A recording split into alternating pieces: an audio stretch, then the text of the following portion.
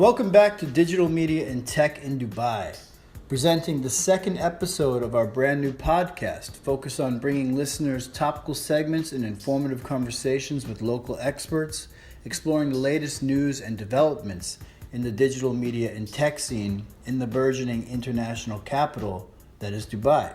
I'm your host, Spencer Stryker, professor of digital media at the American University in Dubai. All the episodes are recorded on location at AUD in the heart of Dubai's media city. Special guest for episode 2, PAZ Knows Digital Dubai, is Joe Akkawi. He is the Chief Digital Officer at PAZ Marketing, an influential PR firm based here in the city, which he co-founded back in 2007 with his father and his sister.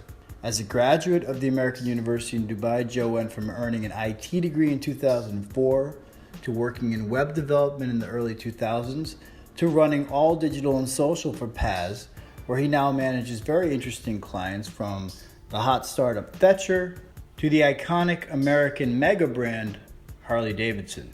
Topics discussed in episode 2 include the growth of PAZ marketing in Dubai during the city's dynamic decade from 2007 to 2016, Joe's opinions on who are the key social media influencers in the region right now, including people like Max of Arabia, Bin Baz, and Huda Beauty. We talk about how the expansion of PAZ marketing has mirrored the rise of the Dubai startup scene these past 10 years, whereby certain key startups have hired PAZ to help scale them toward rapid impact. Finally, Joe provides some expert insights on how to approach a Snapchat marketing play in the city, as well as some forecasts for the future of digital Dubai. Hope you enjoy episode 2 of Digital Media and Tech in Dubai, PAZ Knows Digital.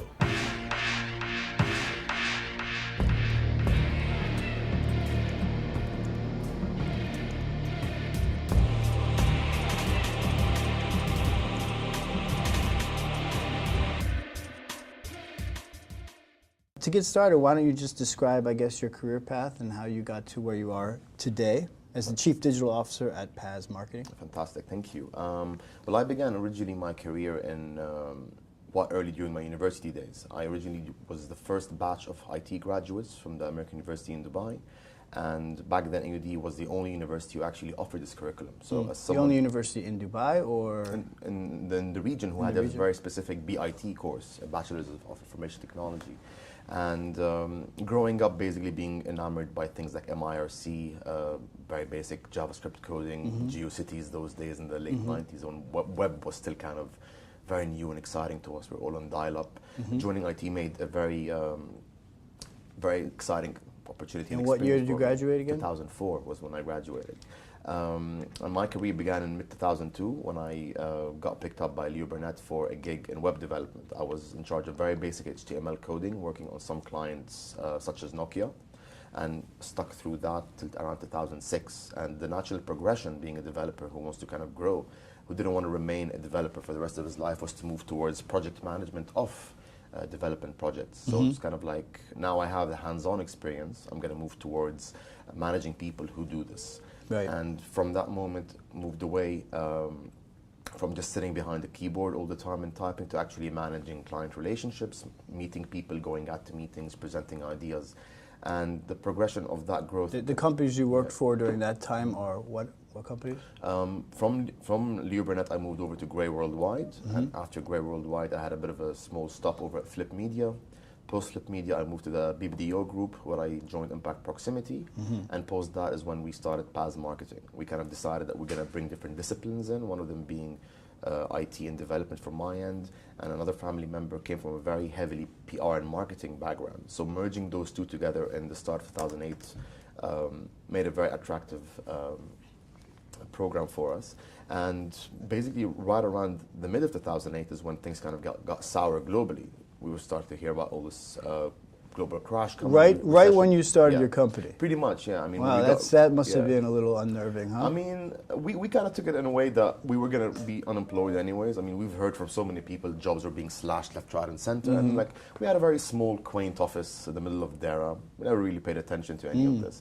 And naturally, there was a lot of opportunity in a scene like that because a lot of people had to rebrand their image. Okay. People who showed up at the door of PR agencies back then were thinking, good God, papers are just reporting that we're all gone bankrupt, we're not doing well, so how do we rebuild this image of ours? And that's where PR agencies kind of rose as an alternative to traditional advertising.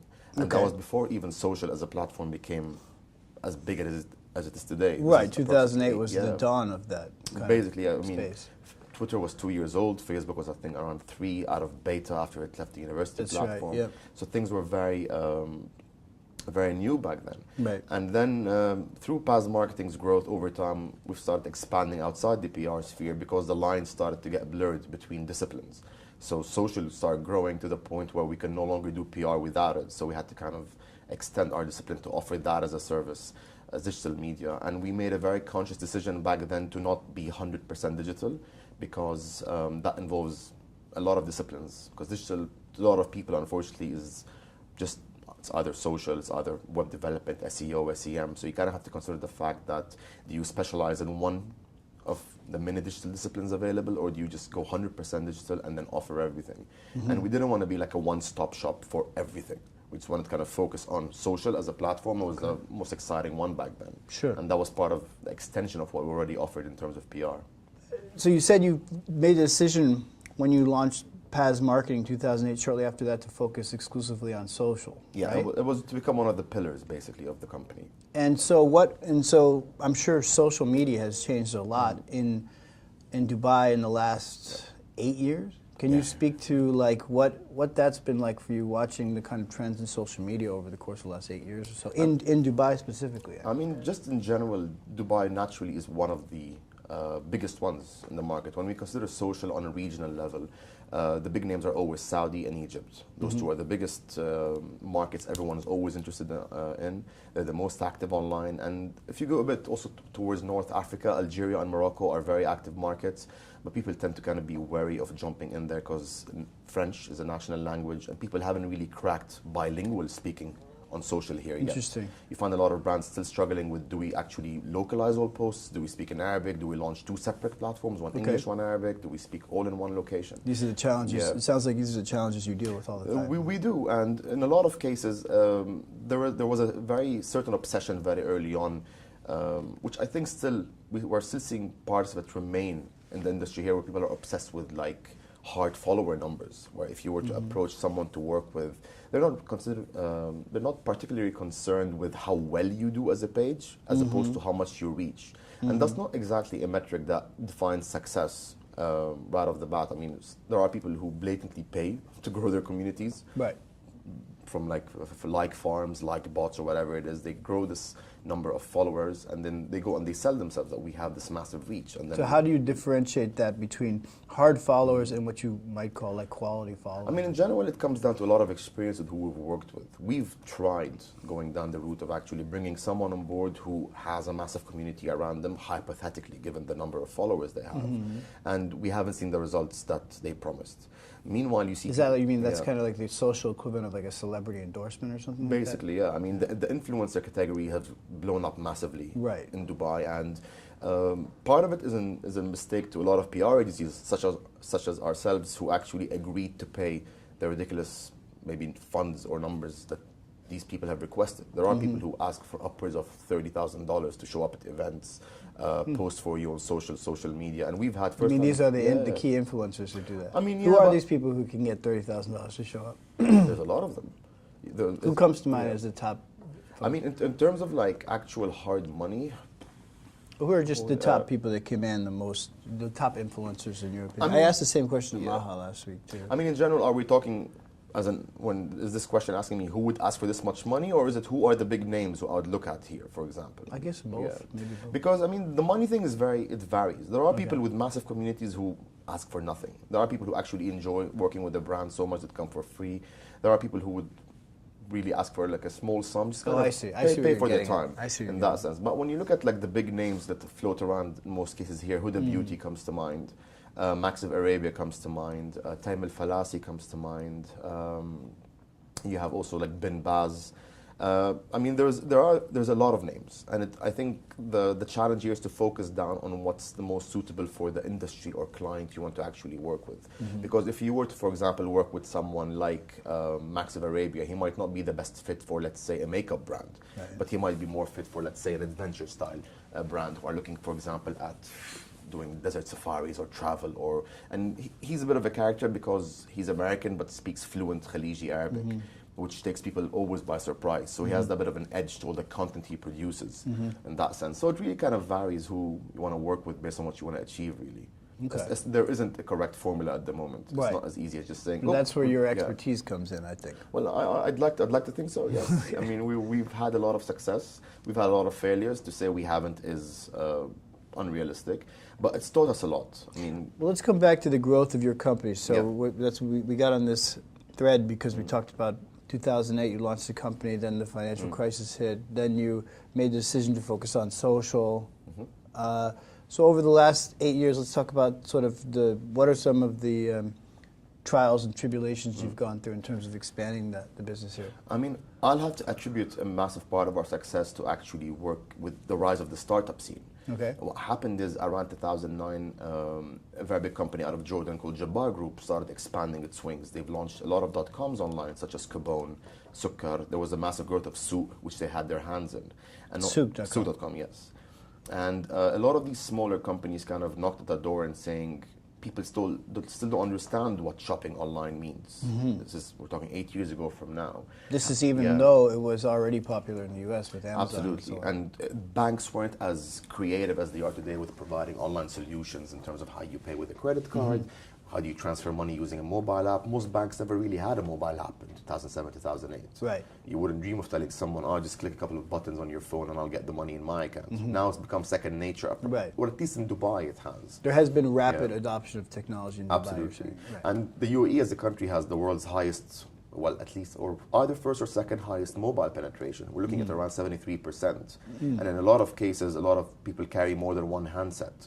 So all companies, whether they liked it or not, had to be pushed in the direction where we either get to these customers on their handsets or we're going to lose out on them. Right. So it really made the shift to mobile very, very fast.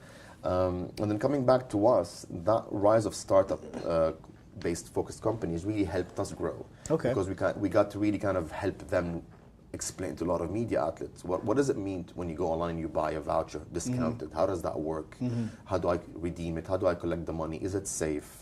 Is it better than cash on delivery? Why should I use my car? So there was a lot of things in that sphere that kind of helped us grow, and over time gave us a reputation that we are very good at what we do in that sphere. In other words, having other startups as clients, Yes, or definitely. but you're also simultaneously participating in the startup ecosystem because you were a startup. Technically, right? yes. I mean, we don't identify as the typical startup, which goes out of its way to find seed funds, angel investors, and round A and round B, and so you didn't go through that No, process. I mean the entire company was technically funded by ourselves, and it was a bit of a challenge because we literally had to scrape what we had. Right. And that sounds a lot like a startup to me. I mean, technically, yeah. I mean, scraping your money together. In definition, it was, but the difference is that we never really kind of sought finding third party to come on board and support us. Okay. In that perspective, You didn't have to take outside funding. You're saying. Correct. Okay. And the basic model of an agency providing services versus actually providing hard products has a very different approach to it. When you approach people and discuss with them the fact of if they want to fund something, when they consider the fact that you're a service-based company versus a product-based company, people get a little wary. Sure. So you're actually, most of what you actually want to do is up in the air. So if your new business development team doesn't go out and secure enough accounts over this year, which is in another way tied to the state of the market, then you might not hit your target. So I'm actually putting my money in a much higher risk than me putting my money in a product-led company. So that kind of also gave us another decision to make. Do we focus on actually raising money, or do we focus on improving our internal processes to make money for ourselves? So you made the decision to focus on improving your internal processes and developing clients. Yes. And so let's get back to what you were saying. So your initial clients were a bunch of startups in Dubai? Yeah. Okay. I mean, originally our first client was an ad network, what was called an ad network, and they were still on the rise back then, where people would call up an ad network and try to work with them to advertise online to their own networks. And again, budgets weren't that big online back then in this part of the world. I mean, we were still witnessing growth in that category here slowly. And so the budgets we're talking about, this is social media budgets that you're... Not necessarily. Ad networks focus also on websites. So how the way an ad network works is that they go out to approximately 100 publishers and they sign them up. So they build a network within that. And then you approach an ad network and say, I am trying to sell a bottle of perfume. And they'll tell you, out of our network, 40 websites fit the profile of the customers who might buy that bottle of perfume. So you give us the ads and then we push it out to that network of sites. That makes sense. And that was the first client we worked with. And then through that, we grew from a team of, it was really the three of us, me, my sister, and my father, to a team of 13 based in Dubai. And we have someone on the ground in Saudi Arabia, someone in Egypt, and recently someone in Pakistan. Okay. Because we've had one specific client who wanted to operate there, and we never really had the experience for that market. So we actually tied up with someone in that market as well. Okay, so let's talk about some of your other clients. So Ad Network was your first client, Yes, your first big correct, client, and then so what are some other important clients you've had along? I mean, to look at the startup scene, because I think that's usually the most interesting to people. What's interesting about startups is that you won't probably get the same one twice. Okay. So we've gone. So an ad network is an example. Kabone.com, which is a group buying model that came into What's it called? Kabone, COBONE, which eventually got sold off to Tiger Global. Sukkar.com, which is it's a high-end luxury type discount site. So, for example, Gucci has stock remaining they can't get rid of. They give it to sites like those, and then they sell them discounted under flash deals. And what is the URL again? What's it called? SUKAR. Sukkar now got absorbed into Souk, so it's become part of okay. that. And then we looked at other people kind of joined the fold, such as Cashew, which is CASHU, which was a prepaid payment card, which people could use instead of a credit card. Eventually, they morphed into a payment gateway. So interestingly, you said that they only hire you once. So what happens? They hire you to accelerate their impact, and then they don't need you again. I mean, I think it just depends on the life cycle of the startup. Some startups actually grow with us; they expand into new markets with us, and some startups either fail, go out the window completely, don't work, or they maybe sell it off to another company who says we've got our own internal PR team, so we're no longer in need of actually having someone to take care of the PR for that. So it's been very different experiences in that particular industry. And even things now have become a lot better now in 2016 because all of these new startups have moved from just web-based platforms to mobile. So we're getting a lot more apps. Right. And obviously there's a lot of variety in there. Everybody's starting to be very different. So who are some of your interesting current clients? You said they're in the more app space now. I mean, honestly, I think the one we're having the most fun with now is called Fetcher, which is FETCHR. And what Fetcher did is that they kind of came to the Middle East and realized we have a major issue with addresses. Is that when you we talked about this last week as well, Fetcher. I mean, when you actually call someone up and say, where do you live? It's like literally, you see that supermarket, you take the second right and take the first left. It's a very common Arab problem in the entire region. So they thought, everyone's basically connected. Everybody's got a GPS location. Why not develop an app that can deliver to you wherever you are? So you're at work and you're expecting a package. The app picks up your location and you choose a time and they develop it to you. Yeah, it's genius. Yeah, and they were so able simple, to actually but so useful. Yeah, and they were able to extend the model to actually offer a sub-service called Seller, which is SELLR. And how Seller works is that it allows anyone with, let's say you're someone who likes to develop things at home, be it jewelry, be it clothes, be it cupcakes, whatever it is.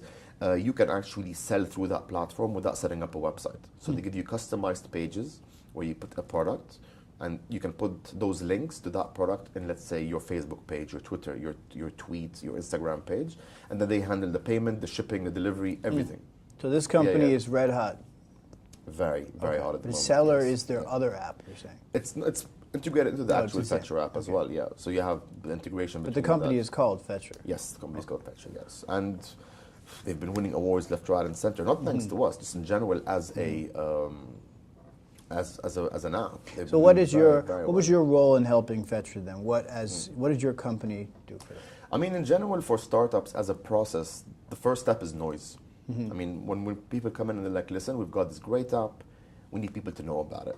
And that's where we come in. I mean, the PR process is pretty straightforward in terms of how we work, in terms of creating mass awareness. because for PR you can either go the corporate route or the consumer route, and then under that you divide it. Are we going mass? Are we going focused? In the case of a delivery app, it's pretty much mass. Everybody needs to do deliveries, not just specific industries. So we basically draft the material, prepare the images, whatever is required, and then we use our existing relationship with the media to actually get this news published. Right. And that's the main difference between PR and advertising, is that we refer to PR as earned media. We actually earn the media spot as opposed to paying for it. Gotcha. In a newspaper or a magazine title. So that's basically our involvement with Fetcher as a brand. And we didn't do the social consulting for them because they have an internal team who takes care of that.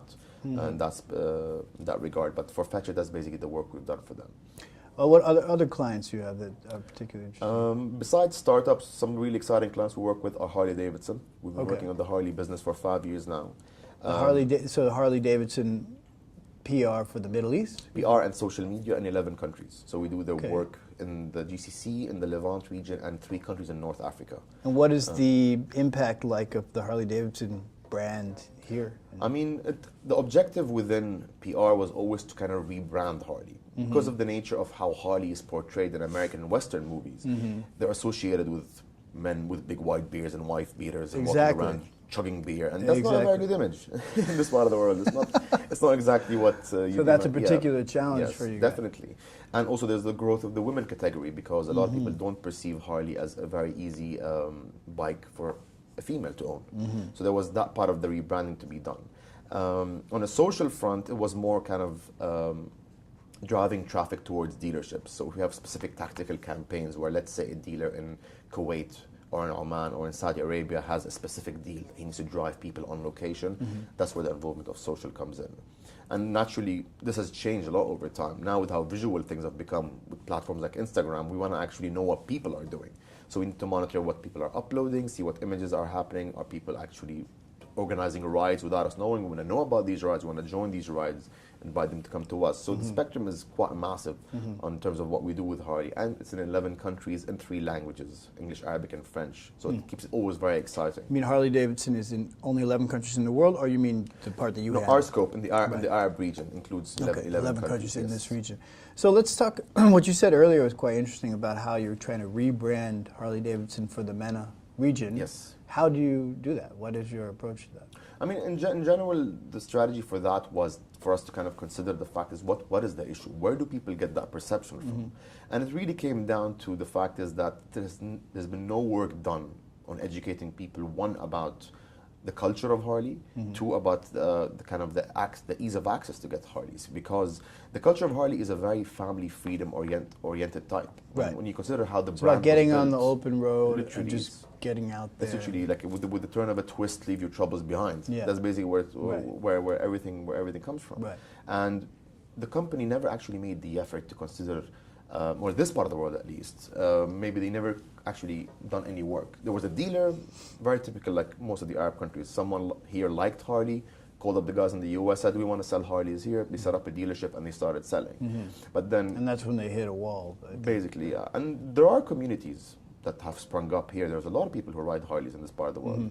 But then when you consider the fact that when they pass by you, wherever you are, you're like, oh, he's riding a Harley. And then there is that preconception, like, okay, if he rides a Harley, he's X, Y, Z. Right. While in reality, when we do rides, sometimes some of the people who are actually leading convoys are heart surgeons, are neurosurgeons, they come from all walks of life. And that was what we needed to highlight. We needed to actually make it clear to people that not only one category of people rides that specific bike. This bike is for everyone, and it's available in so many different formats that it can cater to whatever you do. Okay. In that sense. So that was a challenge we had, and I mean, I think it's been going quite well so far. What's a typical day for you? What do what do you do? I mean, it's changed a lot recently now, and I think the biggest change comes from the fact that listening tools have become better. Originally, when we first started doing social and PR, you'd get into work in the morning, read your emails, catch up on client work, see what's happening, work on campaigns, and basically execute the work. But over time, the entire switch of conversation for it to go out of your control has changed a lot. So when we get in the morning, we have to spend some time kind of surveying what's been going on. Like, what's been happening? Are people discussing our brand somewhere? You call that listening. That's a listening platform. Okay. And that helps us kind of monitor conversations happening around our brand and happening around competitors' brands. So for example, if we realize, for example, there's a rise in conversation regarding a competitor, we need to understand why that's happening. So it's always very exciting because it changes almost daily. That's interesting. Yeah. So a big part of your job is sort of, in a sense, research and competitive research and paying attention. Of course. And that applies also to our existing clients because internally we need to, for example, understand why people react to certain types of content differently than the way they do to others. And I mean, the human nature in general is very volatile, so you can't really kind of understand why people actually do this, but you have to kind of try to build the pattern over time. Kind of realize, okay, everyone's reacting very positively to a certain message we put out. And then we've realized over the past 3 months that whenever we discuss an X or Y or Z topic, people don't react very well, or the images don't do very well, or the content itself. So you get, in a sense, spread. a fingertip feel, you have your Yes. finger on the pulse of what will work, what will not work, and so on. And the biggest challenge about this is that it changes daily. So we never really have one formula that we can apply across the year. Okay. So what was working in January doesn't work in May. Right. Yeah. And that also changes based on external factors. So we know Ramadan is approaching in June. And we realize that the entire Arab family structure, the way they live their day-to-day life, changes. So we understand that putting up something at 10 in the morning will not have the same impact, for example, as putting something at 7 p.m. after everyone's had a chance to eat and rest and pick up their phone and waste some time till the TV shows start, or whatever it is. And that's why they hire you, because you know that. Yes, definitely. It's a very big part of the work we Sure. do. Just kind of understanding the way people react to the work we do. Absolutely. Very interesting. So you have your finger on the pulse of what's going on, trends in social media, digital, in Dubai. That's what a big part of your job. So what are some of those trends? What do you think are some of the key trends in the sort of digital media and or social scene in Dubai now and moving forward? I think in general we've become a lot more visual. That's one of the things that I've realized is that primarily within Emiratis as a demographic, they really enjoy being quite vocal about their lives, and they quite enjoy following others who are quite vocal about their lives. We're seeing a massive growth in apps like Snapchat and Instagram that kind of surpass things like Facebook and Twitter. While Twitter remains very strong in areas like Saudi, where they generate the most amount of tweets per capita in the world, along with YouTube. Every market reacts very differently. And in Dubai, we are seeing a very big growth in video content. I mean, people haven't picked up on things like Periscope as much as things are around the world, but I think Facebook in general does a better job at this. So when we see Facebook Live get open up to everyone, I think a lot of people will be kind of working towards streaming a lot of their activities live on Facebook versus Twitter as a platform. So I think Snapchat and Instagram at the moment are basically where most of the noise is taking place. What's your opinion of Snapchat and or of the user experience of Snapchat? Do you think it's what's the demographic for that, in your opinion? I mean, Snapchat, I think originally, when it first started, it was a much younger crowd. Right. When it first began, they were expecting people maybe within the age brackets of maybe 16 to 24 to be the biggest ones on it. But then as it grew and as it developed, I think everyone is now jumping on board on it. Okay, so you're saying it's going mainstream, in other words. I think it's already mainstream. They've registered the biggest growth in 2015 in terms of percentage numbers globally across all social platforms. And slowly we're seeing brands and publishers jump on board to kind of try to document more information about their brands in that sense. What brands in Dubai and or the Middle East are using Snapchat well? I mean, Huawei is a very big example. They've basically been executing quite a big university campaign over the past couple of months. Huawei? The mobile phone developers. And they basically went to universities around the region, tried to kind of find the cool kids, and picked up their Snapchat accounts and kind of worked with them on making them Huawei ambassadors via Snapchat to grow that channel. It's been all over Twitter. I mean, they've been pumping some hard budgets behind promoting that message. But so they're cross-posting, you mean from Snapchat to Twitter? Or what do you mean? No, they're promoting on Twitter the fact that you can actually follow the Snapchat account of those specific individuals. I mean, ultimately, we're always going to have a crossover between platforms where we use one platform to push another. And you can see it now that, well, you're seeing it a lot now, like this massive growth of Snapchat filters that people spend hours kind Right. of goofing around. This thing is huge, Yeah, Snapchat filter. and it's actually given rise to apps independently on the side. I Right. mean, Jimmy Kimmel on TV yesterday featured an app called Masquerade, Mm-hmm. which actually grew massively because of how big the Snapchat filters became. So it's in other words, it's building up a developer community around creating sort of ancillary products for Snapchat. Yes. Yeah. But the thing is, what's always interesting for us from the marketing perspective about Snapchat is that we genuinely have no hard way of measuring its impact.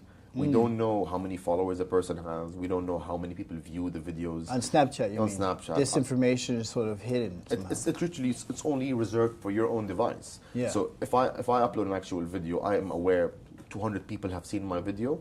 But if I'm trying to research the impact of someone else, I genuinely can't tell who watches his videos unless I sit with them and they give me a media deck of what they've been doing. Versus, for example, Twitter, you're very well aware. Sure. that The someone- metrics are all out Exactly. The metrics are available, and if someone tweets something, you can tell the reach of the tweet, how many retweets, how many favorites. I mean, you can get a bit of an indication of how someone performs.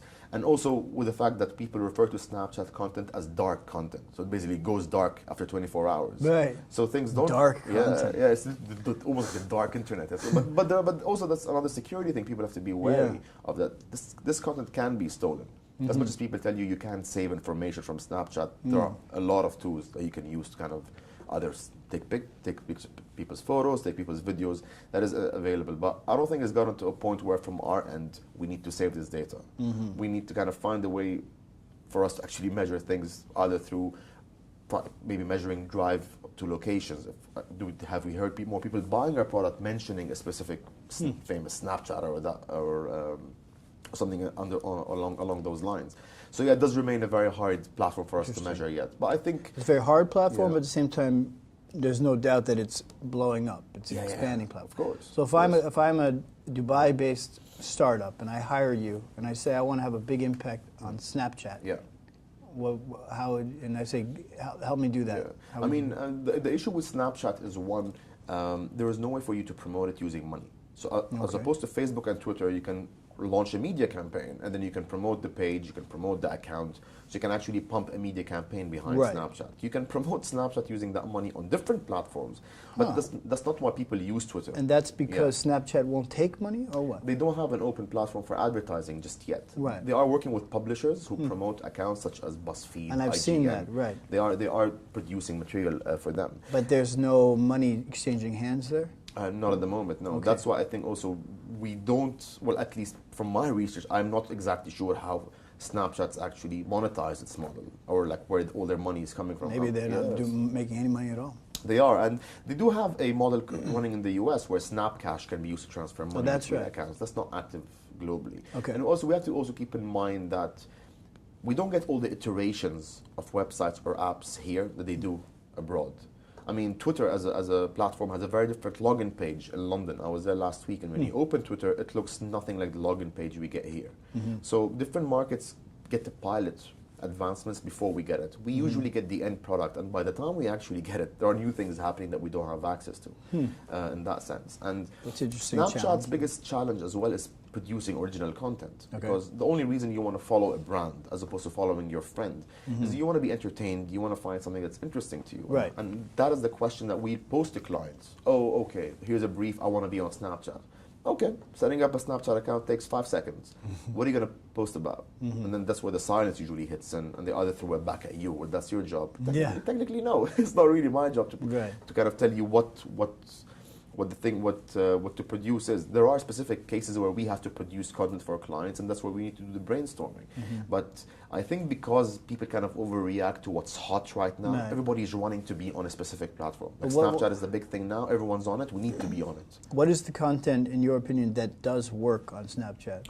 In general, I'd say across all video platforms, comedy is always the best performing. Comedy, When you look at Vine, I mean, Vine is still around, but it's not as big as it was. Right. The biggest players on Vine were comedians, people who were able to produce fits of laughter to the audience within 6 seconds. Sure. Whatever they were, even in the Arab world, there were so many people who grew massively on Vine through the medium of comedy by using cliches or stereotypes from the Arab street to project a certain 6-second video.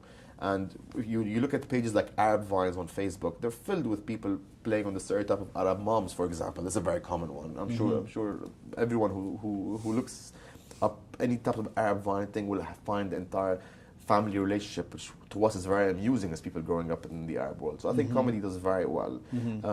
I think some people sometimes fall into the trap sometimes of trying to produce content that's a bit too serious. And Snapchat is quite quick. It's 10 seconds, right? It's not the right platform. Another thing that's grown very well in the UAE primarily is an example. He is Khalid Al-Amri. Khalid Al-Amri is a gentleman in Abu Dhabi who came back from the US, and he basically is addressing a lot of social issues with growing up as an Emirati. So he spends a lot of time on Snapchat giving advice to young Emiratis on how to address issues in relationships, in social scenarios, and social situations, and growing up and going to university, how to deal with heartbreaks. This type of kind of motivational Deepak Chopra almost zone. Yeah. And he's blown up massively. But how do you know? Because you said earlier you can't tell, you can't measure. So how we do you can't measure that on Snapchat. But then you go and you see what he's retweeting on Twitter. People who watch him on Snapchat go out of their way to tweet their love to him on different platforms. And so they mentioned that they saw the content on Snapchat. Yes, okay. and he's active enough to actually spend time to reply to every single one of them. That's basically kind of like one of the things that has made him get to where he is that he's not the type who just talks about something and vanishes. He's there interacting where the interactions happen, because interactions on Snapchat vanish as well. So when you actually send someone a message, either via text or via video, that vanishes within 10 seconds. On Twitter, it's forever. So people make it a point that they want to thank that person, they want to hear back from him publicly on another platform that they can actually look back to. And Khalid, for example, going back to his story, did a great job at resigning from his own post to go and teach for free in schools, because it was a quite a big story. What was his post again before? His username. No, what was his post? You said he used to work, if I'm not mistaken, he used to work for Mubadala, which is quite a big gig. Okay. It was basically based in Abu Dhabi government. Okay. And he left that to go work as a teacher for a while to project a certain message regarding an issue with teaching, with an Emirati being a teacher. Because unfortunately, I was born here, and I understand the frustration of Emiratis, because there is a stereotype that Emiratis might be, for example, not as hardworking as Arab expats or as European expats. But you have to understand, the UAE is a very young country. So what they've built in the past 45 years has taken other countries hundreds of years to build. So over time, they will get to that level. We just got to be patient and kind of go down that path with them as well. So those two categories to me always seem to be the ones that perform very well. Primarily comedy one, and the entire inspirational type one does very well. So that's a good last question. I think a wrap-up question for you is, what do you see as the biggest challenges, I guess, to expanding, like maybe to just doing PR specifically for you, doing digital sort of marketing and digital PR in Dubai and the region? What are the biggest challenges? To divide it into two separate parts, on a personal level, I think personal branding is something that people should not be scared of. I mean, we are now kind of in an era where the world is interconnected at all levels, and you have to understand that the moment you're online, you're online. There is no type of, I mean, people talk about privacy, I kind of chuckle when I hear that. You have to be very well aware that the moment you go down the route of personal branding on the internet and working to promote yourself, you have to give away some of your privacy. You become a public person, sort of. Basically, and people will relate to you a lot better if they find someone who's really genuine about how they discuss their life, what they do, and so forth. So that's a challenge because you think there's a hesitance to... It conflicts directly with how reserved our culture is in general in the Arab world. I mean, if you go to speak to families and tell them, oh, I've posted this video about what I'm doing over the weekend, most people are like, why are you projecting your life out in public to everyone? In video and images. This is content that people can maybe steal. Is this a generational thing? I think so. I think it will change over time. I think there will still be people who might be kind of conservative about it. I mean, the conservative liberal debate will go on forever. I think that will always be there. Yeah.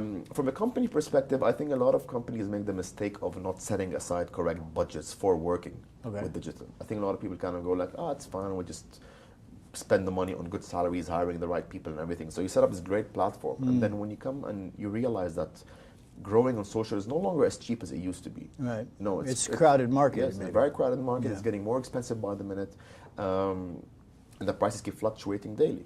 So the biggest challenge is actually finding someone who walks through the door and says, I want to do something online, and I actually have a specific budget set for it. So here, take this and play with it. Give me the results I want. In a lot of cases, there are companies or clients who come to you with kind of going like, we never really thought this is important. And it's like, It is. It's basically where everyone is now. Okay. So that's where the money should So go. what's a healthy budget then? Is it too differentiated? I think it's very hard to just throw a number up in the air. There are people who spend millions. Yeah. There are people who spend thousands. But dollars or dirhams? Dollars. Okay. But if you're clever with the way you spend the money, you can get the results you want. Right. Yeah. So there's an efficiency factor. Absolutely. There is an optimization thing that happens, and there are agencies that specialize in this. There are people who sit all day just looking at how the content is performing. And if they realize that the money I'm spending on promoting something isn't generating the results I want, it's their job to re-optimize and fix things to make sure it does.